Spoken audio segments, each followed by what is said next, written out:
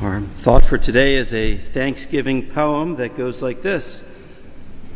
May your stuffing be tasty, may your turkey be plump, may your potatoes and gravy have nary a lump. May your yams be delicious and your pies take the prize, and may your Thanksgiving dinner stay off your thighs. Very happy Thanksgiving to all of you. What a beautiful feast day. What a great turnout for a day that's not a holy day of obligation, which of course means that you're here because you're here to thank God. When you think about Thanksgiving, always think about words that begin with the letter F, right?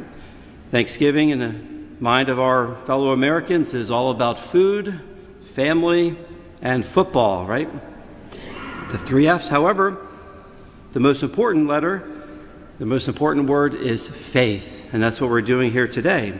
So besides the food, the family, the football, you've come here to thank God and to really have strong faith in God. And when we think of the history of Thanksgiving, it was all about faith and all about thanking God for his blessings and in gratitude for, first of all, the Pilgrims' survival and to thank God. So, as you know, it's one of the most important aspects of prayer. In addition to adoring God and petitioning God for what we need and praising him, a most important part of our prayer life should be thanksgiving. It's one of the secrets of happiness. One of the secrets of the spiritual life is always to be grateful. St. Paul talks about that. In everything, give thanks to God. In everything, give thanks. All of us are familiar with the Pilgrims coming to our country here in the year 1620 in the Mayflower. But 56 years before that, there was actually a first Thanksgiving, which really was a Catholic Thanksgiving. It happened on our Blessed Mother's birthday, September 8th, in the year 1565. That's 56 years before the Puritan Pilgrims came to Plymouth Rock. So 56 years before the Pilgrims, we had St. Augustine, Florida. I'm sure many of you have been to St. Augustine, where the first Catholic Mass was said, the Mass of Thanksgiving. It's a feast day, a celebration between the Spanish and the natives. In Thanksgiving, a Mass was said.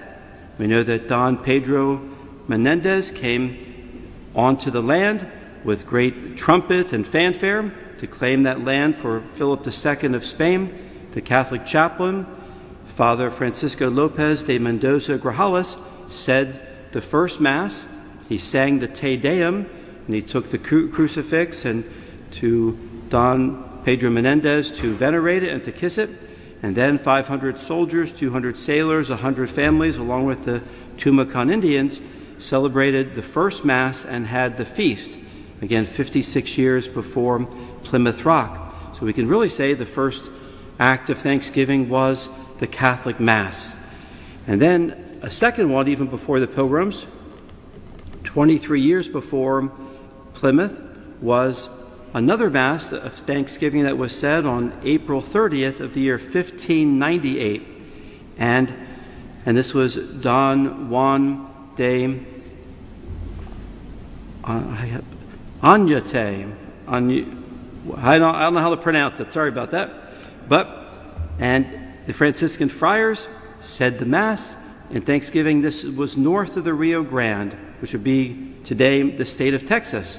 It says they had the holy sacrifice of the Mass to praise God and thank God, and then they had a festival, a feast, on roast duck and roast goose and fish.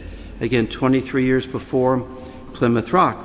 And then lastly, we think of the Pilgrims in the New England area, 1620 coming over. We know about half of them died after that first winter. And then the great hero of Thanksgiving, as many of us were taught in our grade school, was Squanto, the Patuxent native.